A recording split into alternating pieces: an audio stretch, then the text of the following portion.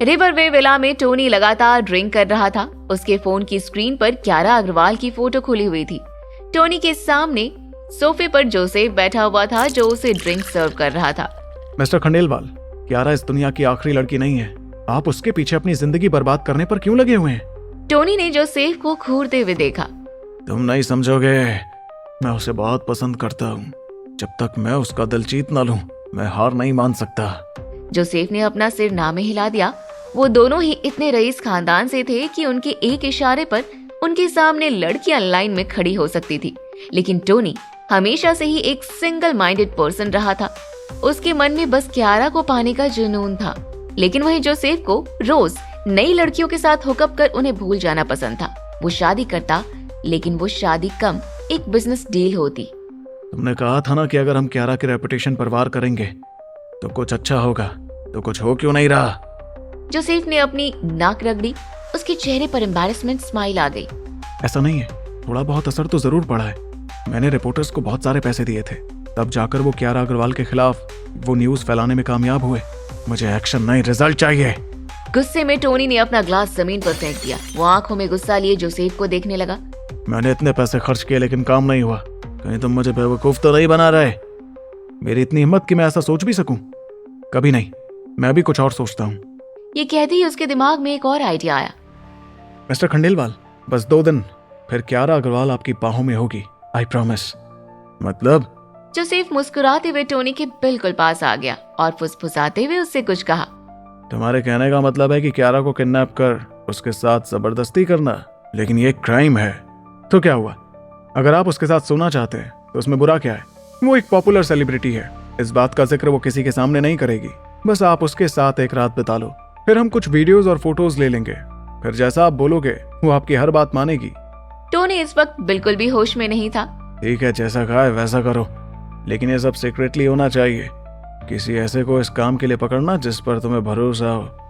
वैसे क्यारा अभी Simba hotel में रहती है, उसे बाहर निकालना मुश्किल होगा। पैसे से कुछ भी हो सकता है। बस 2 दिन, फिर क्यारा आपके बिस्तर पर होगी। टोनी से बात करने के बाद जोसेफ रिवरवे विला से निकल गया और निखिल को कॉल किया। मुझे अद्वैत का नंबर चाहिए और उससे कहो कि वो मुझे आज शाम नाइट क्लब में आकर मिले।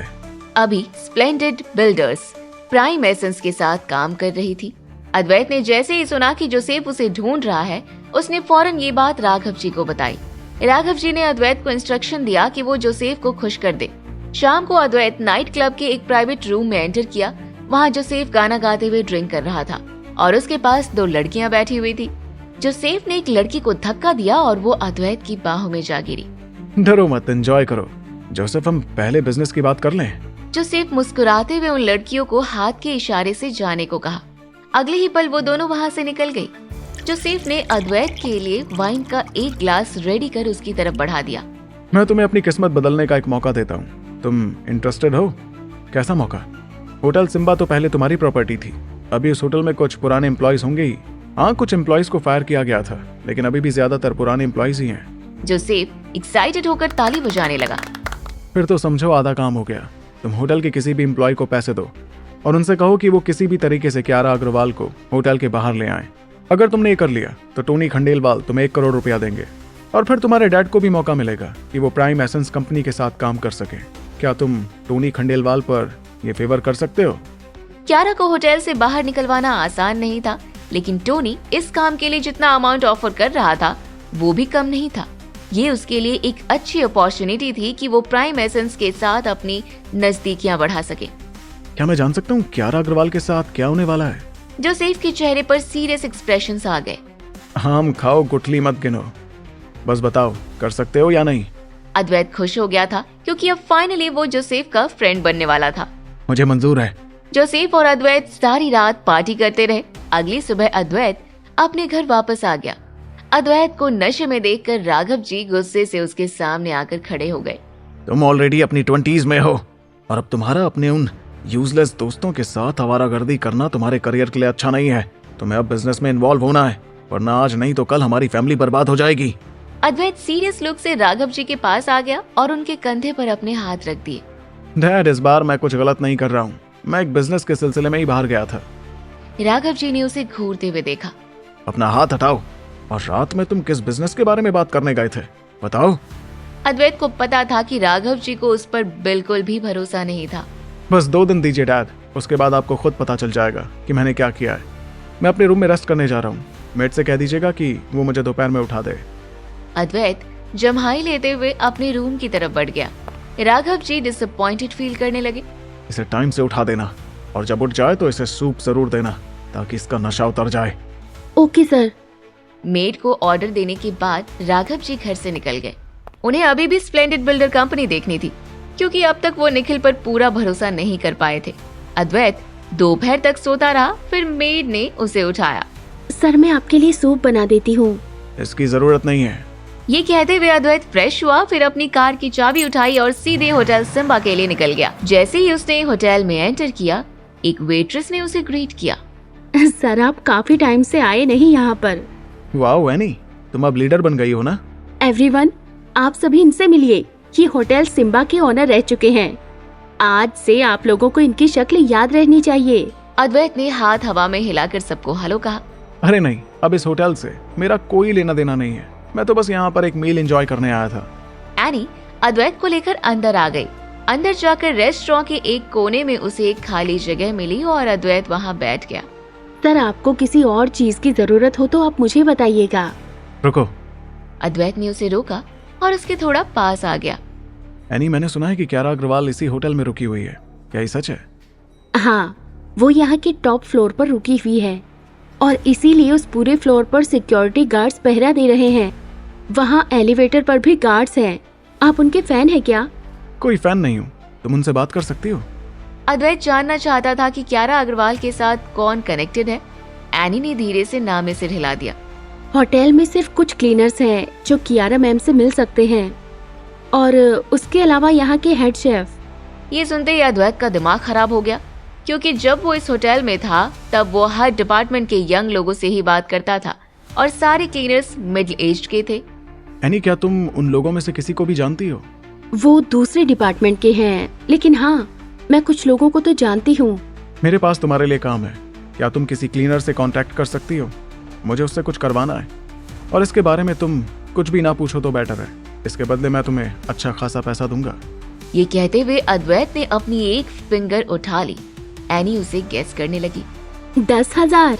अद्वैत को इतने मिस्टीरियस तरीके से बात करते हुए देखकर एनी को घबराहट होने लगी, लेकिन वो मना कर पाए इसके पहले ही अद्वैत ने कहा, 10,000 नहीं, 1 लाख।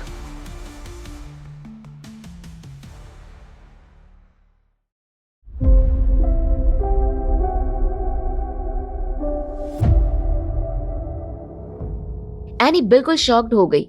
उसकी मंथली सैलरी 10,000 थी और अद्वैत उसकी पूरी साल की कमाई एक बार में ही उसे दे रहा था।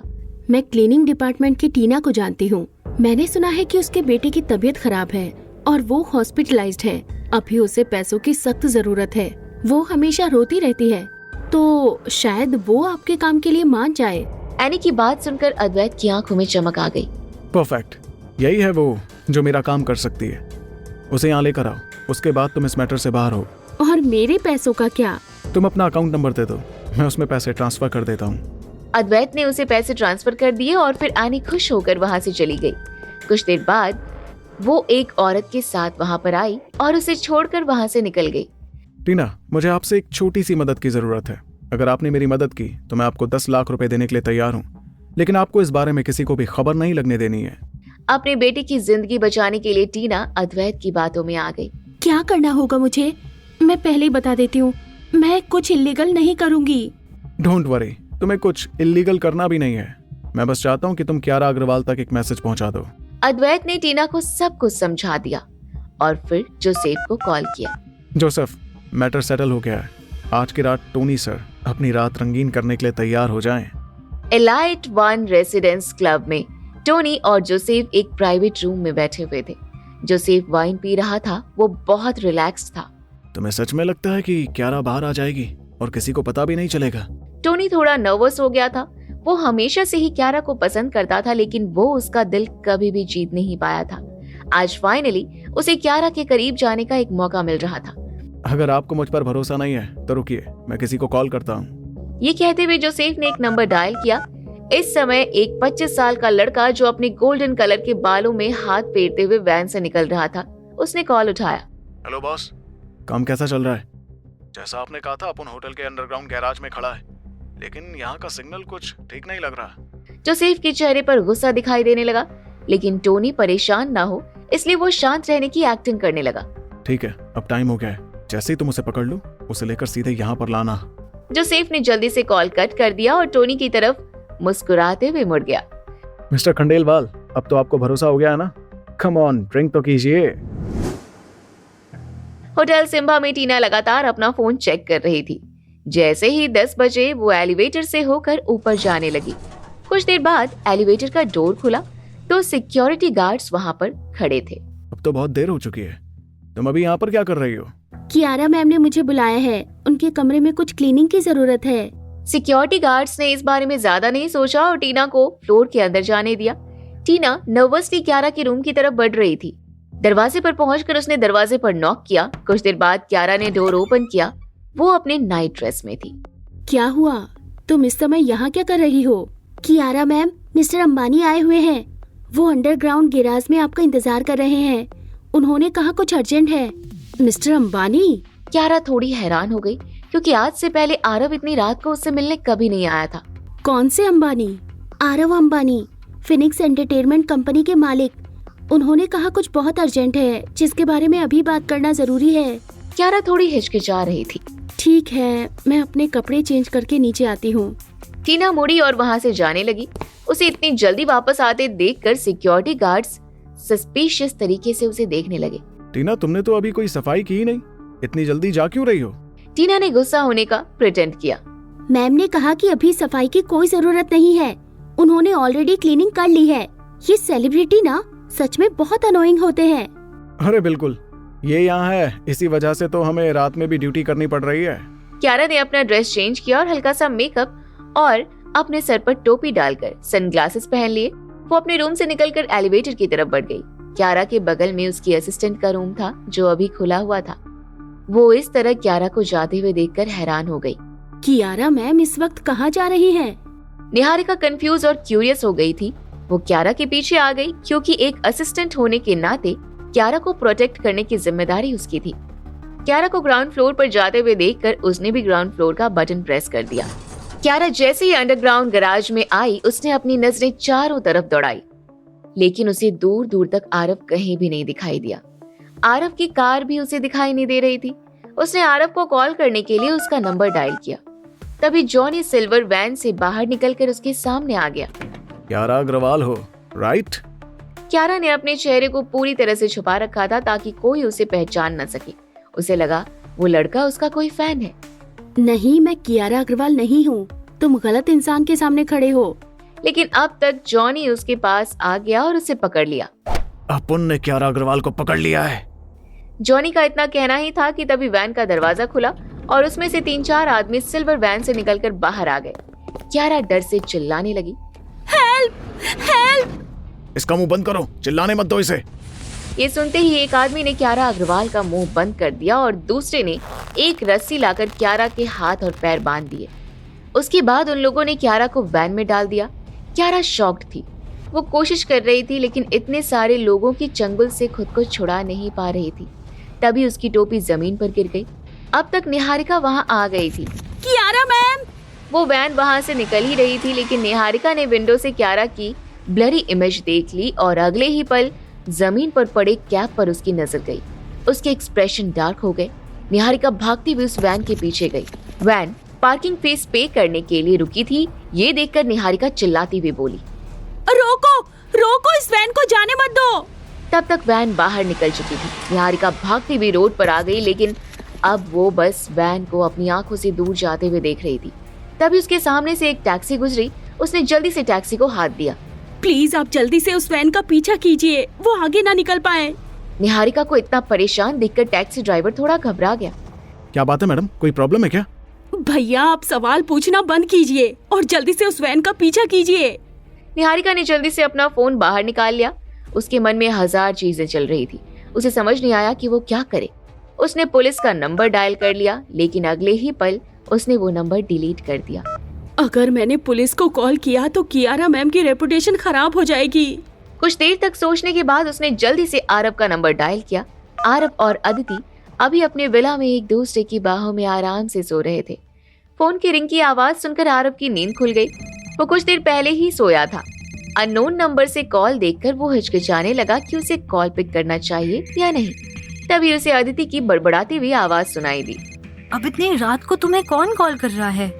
पता नहीं, किसी अननोन नंबर से कॉल आ रहा है। तुम आराम से सो जाओ, मैं बाहर जाकर कॉल पिक करता हूँ। आरव बेडरूम से बाहर निकल आया और उसने कॉल पिक किया। हेलो, कौन बोल रहा है? मिस्टर अंबानी, मैं निहारिका बोल रही हूँ, कियारा मैम की असिस्टेंट। अच्छा तुम हो, बोलो क्या बात है, इतनी रात को कॉल किया? मिस्टर अंबानी, एक बहुत बड़ी बैड न्यूज है। मुझे लग रहा है कियारा मैम किडनैप हो गई हैं। क्या, किडनैप्ड? ये सुनते ही आरव के होश उड़ गए।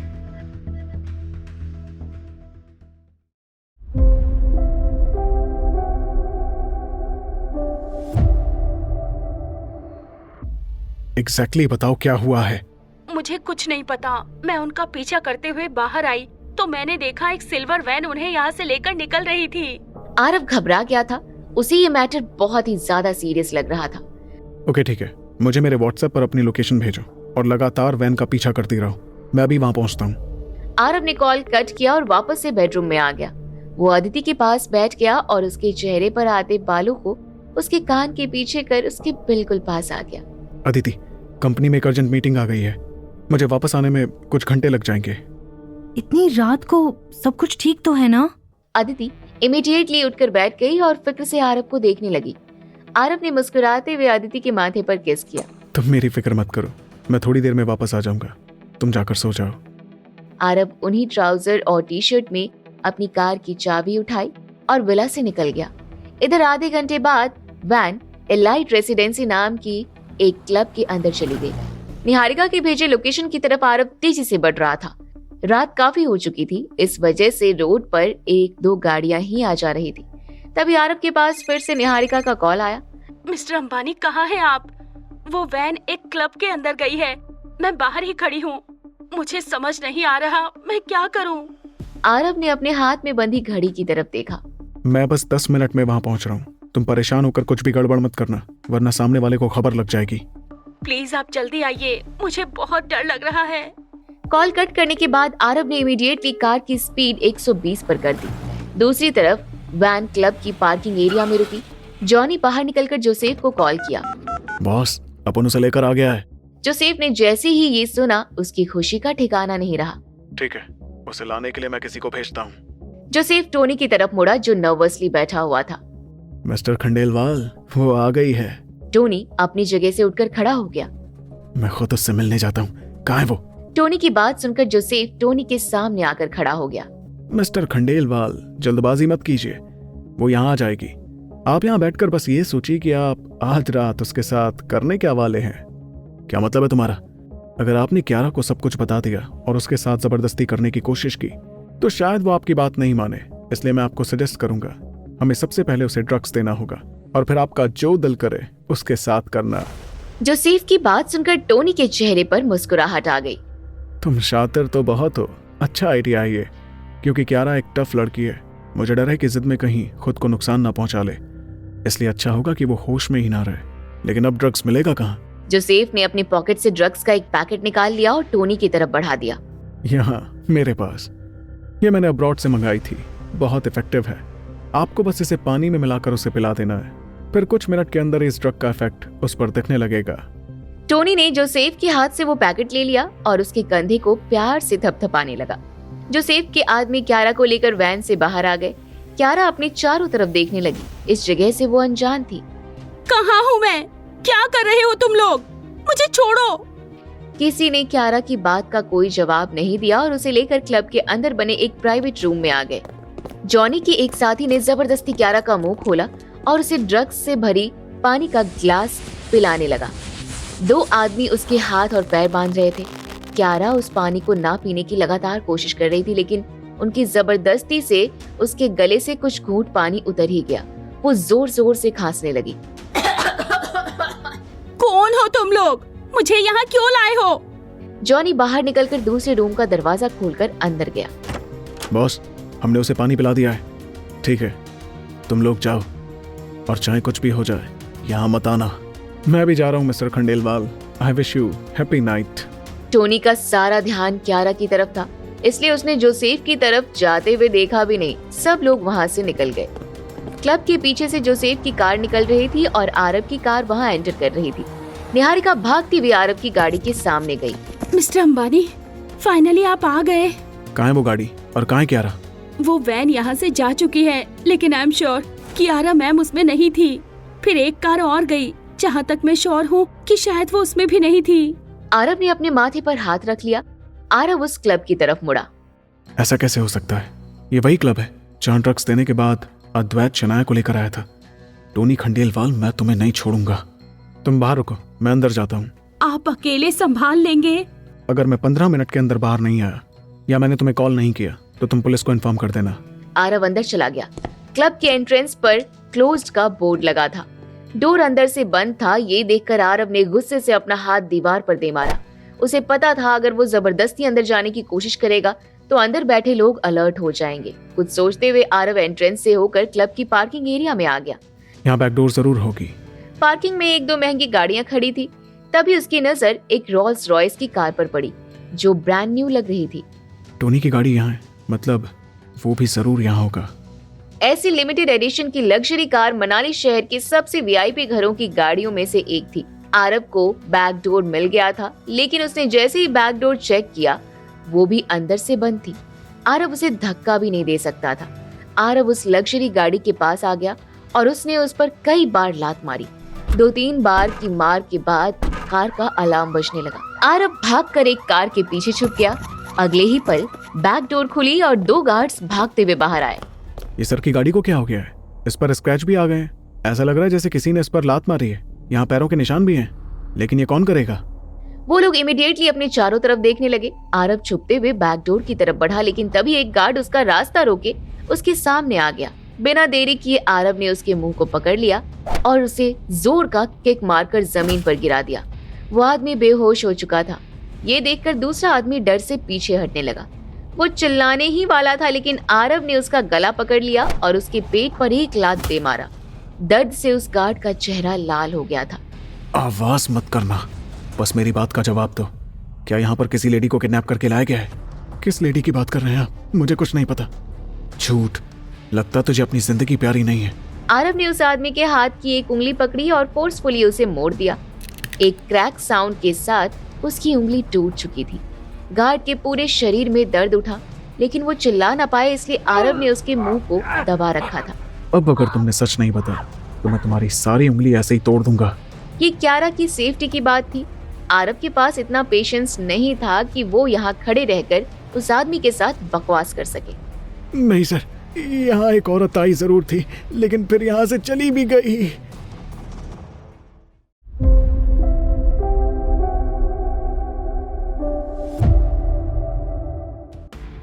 आरव का गुस्सा अब और भी ज्यादा बढ़ गया। उसे फीलिंग हो रही थी कि ये गार्ड झूठ बोल रहा है, क्योंकि निहारिका ने उसे बताया था कि शायद उन दोनों गाड़ियों में क्यारा नहीं थी। बिना देरी किए आरव ने उस आदमी के हाथ की दूसरी उंगली भी तोड़ दी। अब वो आदमी दर्द से कराह उठा। उसके माथे पर पसीना आने लगा। उसका मुंह खुला का खुला रह गया। तुम अभी भी झूठ बोल रहे हो।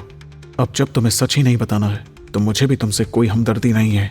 आरव ने उसकी टूटी हुई उंगली की तरफ घूर कर देखा। उसकी नजर का पीछा करते ही वो गार्ड के पूरे शरीर में सिहरन दौड़ गई। नहीं नहीं नहीं नहीं सर, प्लीज मुझे छोड़ दीजिए। मैं गलत था, वो औरत अंदर है। किस रूम में? मुझे नहीं पता सर, रूम नंबर 210 में शायद। मैं सच बोल रहा हूँ सर, इसमें कुछ झूठ नहीं है। आरव ने अपना हाथ उस आदमी की गर्दन के पीछे किया और उस पर जोर से वार किया। वो आदमी अगले ही पल बेहोश होकर जमीन पर गिर पड़ा। आरव बैक डोर से क्लब के अंदर आ गया। आज की रात यहाँ टोनी ने बहुत कम लोग रखे थे। 212 रूम नंबर में क्यारा ने ड्रग्स वाली पानी पी ली थी। अब उसकी पूरी बॉडी ठंडी पड़ गई थी। उसे खुजली हो रही थी। उसे लग रहा था जैसे उसने वाइन पी लिया हो। तभी उस रूम का दरवाजा खुला और टोनी एक्साइटेडली क्यारा के सामने आ गया। क्यारा का लाल चेहरा देखकर वो परेशान होकर उसे गले से लगा लिया। क्यारा। टोनी ने उसे हग कर लिया और अपनी आंखें बंद कर गहरी सांस लेने लगा ताकि क्यारा की स्मेल महसूस कर सके। उसने क्यारा के माथे पर एक किस किया। क्यारा निढाल होकर पड़ी थी, लेकिन वो सब कुछ सोच और समझ पा रही थी। मेरे पास मत आओ, मुझे जाने दो। क्यारा, मैं तुमसे सच में बहुत प्यार करता हूँ, सच्चा प्यार, और मुझे पता है कि आज के बाद तुम्हें भी मुझसे सच्चा प्यार हो जाएगा। आरव रूम नंबर 210 के बाहर आ चुका था। वो धीरे से कान लगाकर अंदर की बातें सुनना चाहता था, लेकिन उसे अंदर से कोई भी मूवमेंट की आवाज नहीं आ रही थी।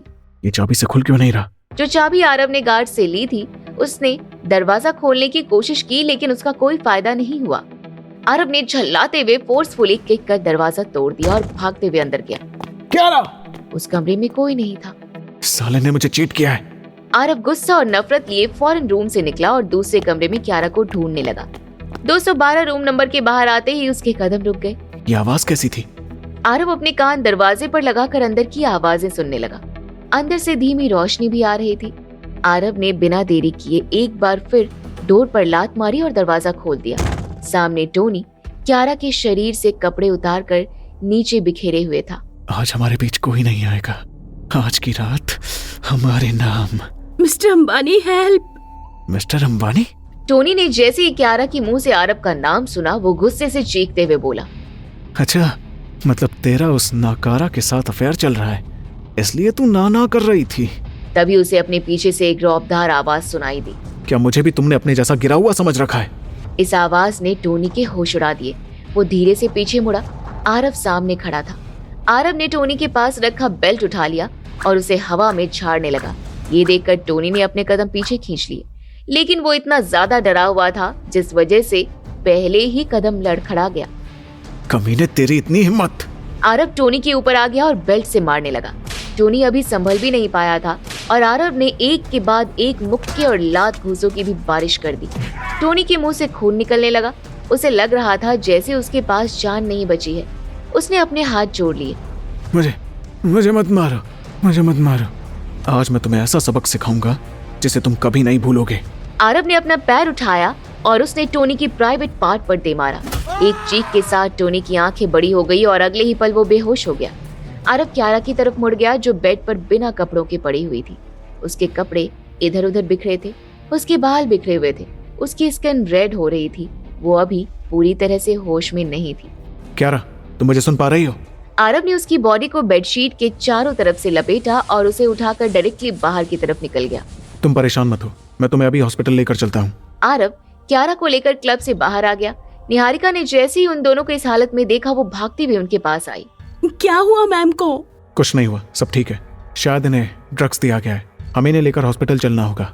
नहीं, हम हॉस्पिटल नहीं जा सकते, वरना इनकी रेपुटेशन खराब हो जाएगी। हॉस्पिटल नहीं जाएंगे तो कहाँ जाएंगे? क्या यहाँ पर खड़े होकर बस तमाशा देखें? आप इन्हें लेकर होटल चलिए, मैं डॉक्टर को लेकर आती हूँ। ठीक है, जल्दी आना। आरव क्यारा को अपनी गोद में लिए अपनी कार के पास आया और डोर ओपन कर उसे अंदर बिठा दिया।